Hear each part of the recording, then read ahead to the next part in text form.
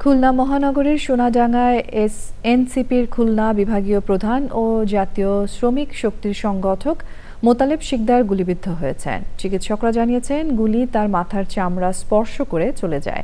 এতে রক্তক্ষরণ হলেও তার অবস্থা আশঙ্কামুক্ত। খুলনা থেকে দানিয়েল সুজিত বোসের পাঠানো তথ্য ভিডিওচিত্রে সাদিয়া ওমরের রিপোর্ট। সোমবার বেলা 11:15টার দিকে খুলনা নগরীর সোনাডাঙ্গা এলাকায় গুলিবিদ্ধ হন মোতালেব শিকদার। স্থানীয়রা জানিয়েছেন, গুরুতর আহত অবস্থায় তাকে নগরের 250 শয্যার হাসপাতালে নেন পথচারীরা। অবস্থার অবনতি হলে মোতালেবকে খুলনা মেডিকেল কলেজ হাসপাতালে পাঠানো হয়। হাসপাতাল কর্তৃপক্ষ জানিয়েছে, গুলিটি মোতালেব শিকদারের মাথার বাঁ পাশে বিদ্ধ হয়েছে। এতে প্রচুর রক্তক্ষরণ হয়। মোতালেবের সিটি স্ক্যান সহ প্রয়োজনীয় পরীক্ষা নিরীক্ষা করা হয়েছে। 11টা বাজে এর আমার বউ আমার কান্দে দিছে, কি হয়েছে?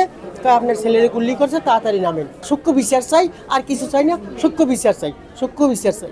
এটা কেন, কোন কারণে এটা সংঘটিত হয়েছে, এটা সুষ্ঠু তদন্ত করার মাধ্যমে এটা আমাদের সামনে খোলাসা করা দরকার। বিগত সময়ের আইন শৃঙ্খলা পরিস্থিতির অবনতির কারণে যে আমরা দেখছি যে আমাদের বিভিন্ন সময় আমাদের এই যে জুলাই যোদ্ধা থেকে শুরু করে বিভিন্ন রাজনৈতিক ব্যক্তিবর্গ আক্রমণের শিকার হচ্ছে, আমরা এটা নিয়ে খুবই শঙ্কিত। পুলিশ জানিয়েছে, গুলিবিদ্ধ মোতালেব শিকদারের পরিচয় তার পকেট থেকে পাওয়া একটি ভিজিটিং কার্ডের মাধ্যমে নিশ্চিত করা হয়। চিকিৎসা চলতেছে, আর ঘটনা কোথায় ঘটছে, কে ঘটাইছে, কিভাবে ঘটছে, এগুলো আমাদের টিম কাজ করতেছে। ফিল্ডে 2টা টিম আছে ঘটনাস্থলে।